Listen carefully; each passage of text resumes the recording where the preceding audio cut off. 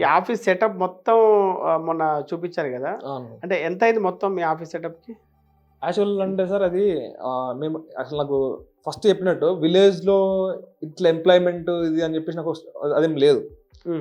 నేను నేను ఉన్నోళ్ళతోని ఏమన్నా చేసుకుంటూ వెళ్ళిపోవాలి. కుదిరితే ఫిలిమ్స్ లాంటివి ఏం చేయాలని చెప్పి ఉండే. ఎప్పుడైతే కొంచెం యూట్యూబ్ ఛానల్ నుంచి కొంచెం ఇట్లాంటి సక్సెస్ వచ్చేసిందో మేము విలేజ్‌లో ఒక హెచ్ఆర్‌డిసి అని చెప్పేసి హ్యూమన్ రిసోర్స్ డెవలప్మెంట్ సెంటర్ అని చెప్పేసి పెట్టేసేసి ఓకే, ఏమన్నా రెగ్యులర్‌గా విలేజ్‌లో ఒక లైబ్రరీ పెట్టి ఏమైనా ట్రైనింగ్ చేద్దామని చెప్పేసి కొంచెం మేము అప్పుడు అసలు ఫండ్స్ ఎట్లా గ్యాదర్ చేస్తే కూడా మాకు పెద్ద ఐడియా లేదు. అకౌంట్ పెట్టేసి మేము ఒక 1-2 lakhs దాకా బయట సబ్స్క్రైబర్స్ బయట తెలిసిన వాళ్ళ నుంచి గ్యాదర్ చేసినాం. మేము అంతకుముందు ఒక టీవీ నైన్‌తో వర్క్ చేసినప్పుడు వాళ్ళు 3 lakhs 5 lakhs ఇచ్చారు.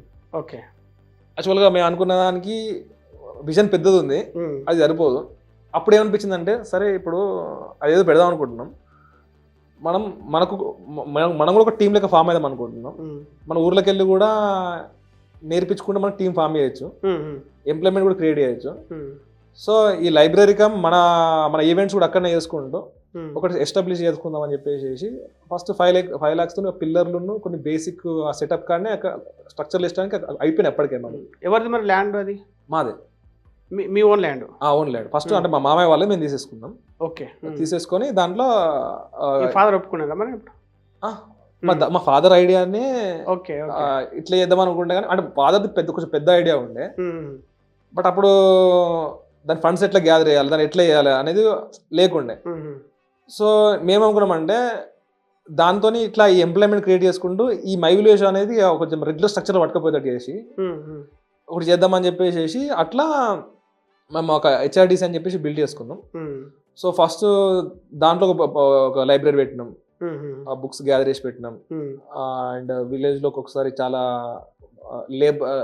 లేబర్ కార్డ్ అని ఉంటాయి, గవర్నమెంట్ తో మాట్లాడేసి మా విలేజ్ లో ఎవరైతే కూలీ వర్కర్ చేస్తారో లేబర్ వర్క్ చేస్తారో వాళ్ళందరికీ లేబర్ కార్డ్స్ ఇప్పించినాం.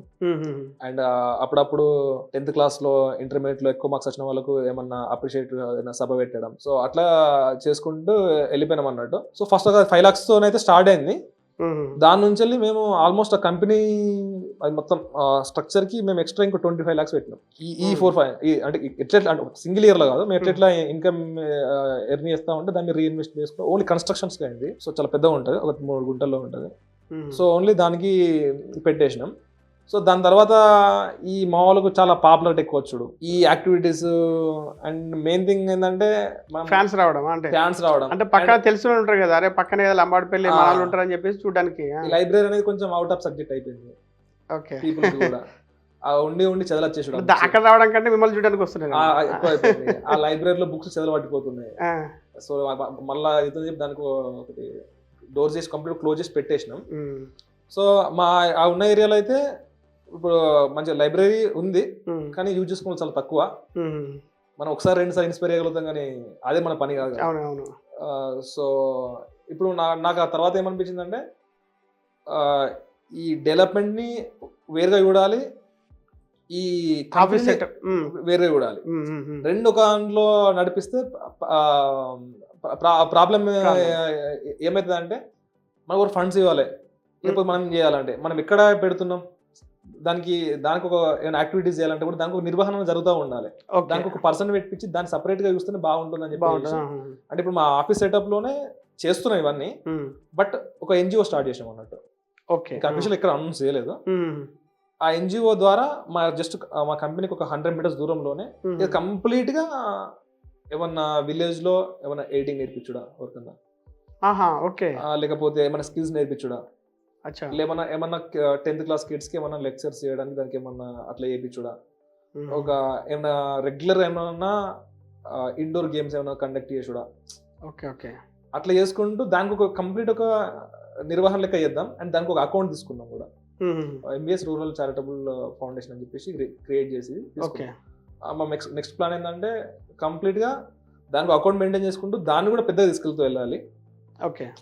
ఫస్ట్ మన విలేజ్ నుంచి వెళ్ళి మన విలేజ్ లో ప్రాపర్ గా ఒక 2-3 years 4 years మనకు రోల్ మోడల్ లెక్క సెట్ చేసుకొని దాన్ని ఒక పట్టుకెళ్తూనే ఈ మన మై విలేజ్ షో ఇది కూడా కంప్లీట్ గా దీని కూడా ఒక స్ట్రక్చర్ లెక్క అంటే అది కూడా చిన్న ప్లేసే.